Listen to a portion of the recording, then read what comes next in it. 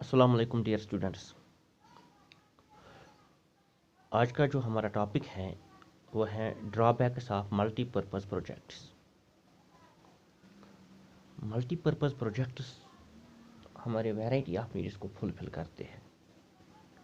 इनके बहुत सारे एडवांटेजेस भी हैं, लेकिन एडवांटेजेस के साथ साथ मल्टीपर्पज़ प्रोजेक्ट्स के ड्रॉबैक्स भी हैं, डिसएडवांटेजेस भी हैं। आज हम उन पे बात करेंगे। तो सबसे पहले हम देखेंगे सब डिसएडवांटेज जो है इसका है, that is high cost. The initial cost of building the dam is very high. It requires huge capital and engineering skills and modern machinery, which is usually not available with poor and developing countries. जो dam जब हम तैयार करते हैं, जब हम multipurpose project की बात करते हैं, इस पर बहुत ज़्यादा पैसा खर्च होता है। इसमें मॉडर्न मशीनरी, इंजीनियरिंग स्किल्स, और इसमें बहुत ज़्यादा जो पैसा है वो खर्च होता है, जो यूजुअली जो पुअर कंट्रीज़ हैं लाइक इंडिया, यहाँ पे वो अवेलेबल नहीं होता। इस पे एक जो डिसएडवांटेज है इसका इसके साथ साथ दूसरा जो इसका जो ड्रॉबैक है, इसको हम कहेंगे जो माहौल जो है, एनवायरनमेंट जो है, इस पर बहुत बुरा असर पड़ता है। Adverse impact on environment. कहते हैं a vast variety of flora and fauna, that is plants and animals, as well as human settlements get submerged in the water of reservoir formed by the dam. क्योंकि जब हम barrier create करते हैं river के बीच में, जब हम dam बनाते हैं, तो एक इसके पीछे एक बहुत बड़ा रिजर्वायर बन जाता है, और उस रिजर्वायर में जो आसपास के जो प्लांट्स, एनिमल्स या जो ह्यूमन सेटलमेंट्स होते हैं वो डूब जाते हैं इस पानी में।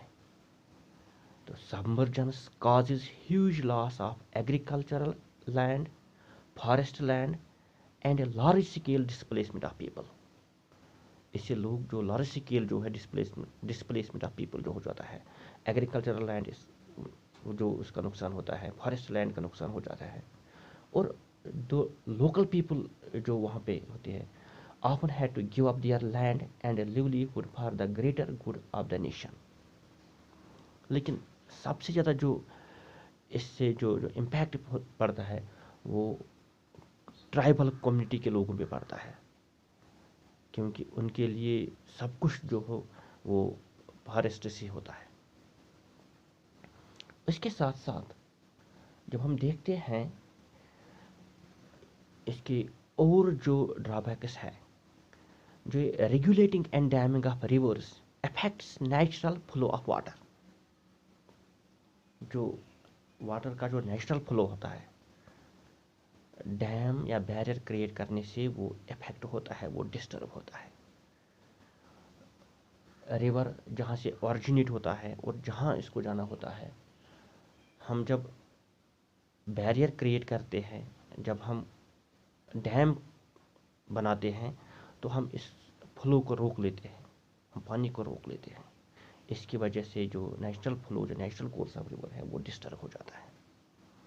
दूसरी बात, जो पानी अपने साथ सेडिमेंट्स बहा के लेता है, जो पानी जो है रिवर वाटर जो है अपने साथ सेडिमेंट्स बहा के ले आता है, सैंड, मिट्टी, वो जो जहाँ पे हमने डैम खड़ा किया होता है, जहाँ पे हमने बैरियर क्रिएट किया है, उससे आगे वो नहीं जा पाते, जिसकी वजह से एक्सेसिव सेडिमेंट्स जो डिपॉजिट होते हैं at the bottom of reservoir.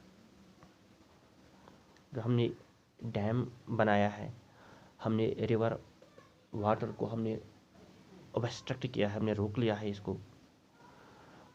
इसके साथ साथ जो अब सेडिमेंट्स जो पानी के साथ होते हैं, जो पानी बहा के लाता है सेडिमेंट्स, वो भी अब आगे नहीं जा पा रहे, जिसकी वजह से जो सेडिमेंट्स वो जमा होते हैं at the bottom of reservoir, जिसकी वजह से जो वाटर स्टोरिंग कैपेसिटी जो रिजर्वायर की होती है, जो डैम की जो वाटर स्टोरिंग कैपेसिटी होती है, वो कम हो जाती है। और जो हाइट डैम की होती है, जिस पे बहुत ज़्यादा पैसा खर्च होता है, वो हाइट भी day by day Aahista Aahista उसकी कम हो जाती है।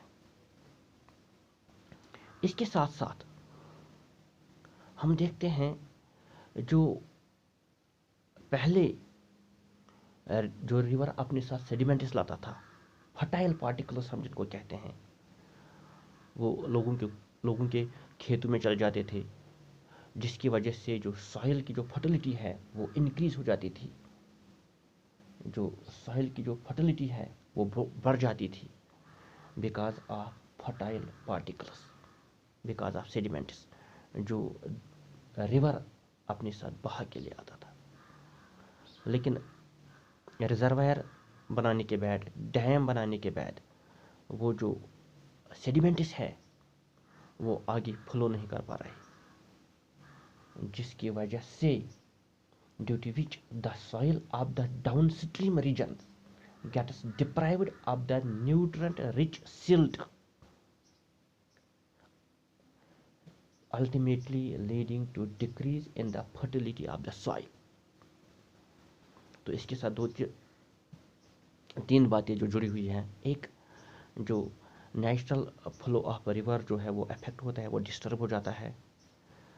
सेकंड, एक्सेसिव सेडिमेंट्स जो है वो डिपॉजिट वो जमा हो जाते हैं at the bottom of reservoir, जिससे वाटर स्टोरिंग कैपेसिटी पे असर पड़ता है, जिससे हाइट डे बाई डे कम हो जाती है। उसकी वजह से जो सेडिमेंट्स हैं वो आगे नहीं फ्लो कर पा रहे हैं, जिसकी वजह से जो फर्टिलिटी ऑफ सॉइल है वो कम होती जा रही है, वो इस पर असर पड़ रहा है। और जो बम्पर क्रॉप्स हैं वो उस पर भी बहुत हद तक जो असर पड़ा है, गहरा असर पड़ा हुआ है।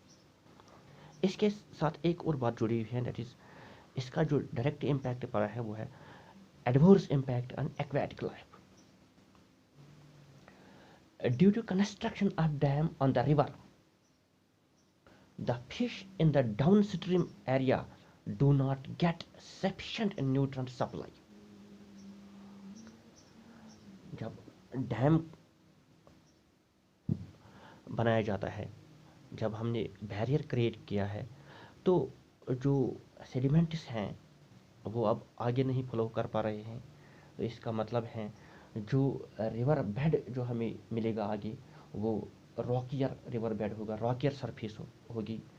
पहले पहले जो एक्वेटिक लाइफ थी उनको रेतीला जो रिवर बेड मिलता था, उसमें वेजिटेशन भी होता था। लेकिन जब हमने डैम क्रिएट किया है, जब हमने पानी के बहाव को रोक लिया है, हमने पानी को रोक लिया है, तो हमें आगे जो मिलेगा वो होगा रॉकियर सरफेस होगा, पथरीला रिवर बेड जो मिलेगा, जिस वेजिटेशन भी अब डे बाई डे उसमें कम हो जाएगा, जिसकी वजह से जो एक्वेटिक लाइफ है उस पर बहुत ही गहरा असर पड़ता है। हमने एडवांटेजेस में जब हमने बात की, हमने वहाँ पे बात की थी जो ये डैमेज हैं दे कंट्रोल फ्लड्स, बहुत अच्छी बात है, डैमेज जो हैं दे कंट्रोल फ्लड्स। लेकिन यही बात इसके अगेंस्ट भी जाती है, damage trigger floods also. Most of the recent floods in the country have occurred due to sudden release of dam water। जो डैम्स जो हैं, हमने एडवांटेज में पढ़ा है कि वो फ्लड्स को कंट्रोल करते हैं, लेकिन डैम्स आल्सो ट्रिगर फ्लड्स।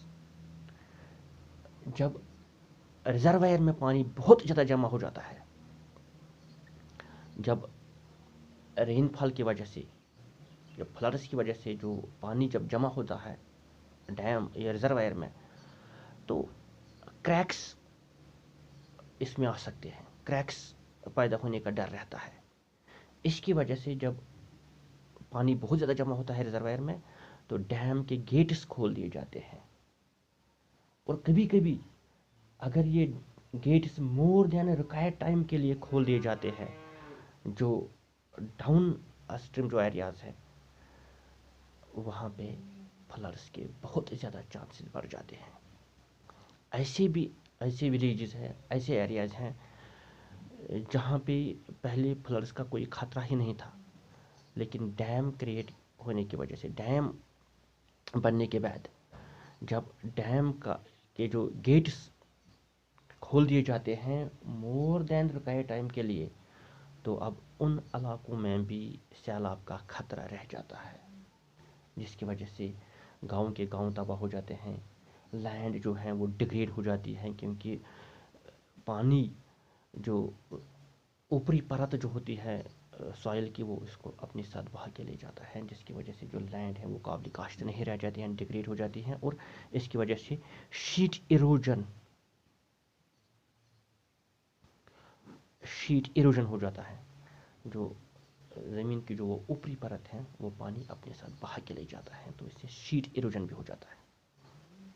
तो जब हम डिसएडवांटेजेस की बात हम करते हैं, तो डैम कंस्ट्रक्ट करने में बहुत ज़्यादा पैसा खर्च होता है। इसका बहुत ही बुरा असर पड़ता है एनवायरनमेंट पे। Plant and animal life and human settlements जो हैं, they get submerged in the water of reservoir. उसके साथ साथ एक्वेटिक लाइफ पे बहुत ज़्यादा बुरा असर पड़ता है। फर्टिलिटी ऑफ सॉइल जो है वो डे बाई डे डिक्रीज़ हो जाती है, और जो फ्लड्स के वो चांसेस बढ़ जाते हैं, क्योंकि जब डैम का पानी जब जब रिजर्वायर में पानी बहुत ज़्यादा भर जाता है, तो डैम के गेट्स खोल दिए जाते हैं। अगर वो ज़्यादा वक्त के लिए खोल दिए जाते हैं तो फ्लड्स का खतरा रह जाता है। इसके अलावा इसमें और भी बहुत से जो डिसएडवांटेजेस हैं, वो इंशाल्लाह हम आगे के जो आगे का जो लेक्चर होगा इसमें वो हम उनको पढ़ेंगे। Thank you.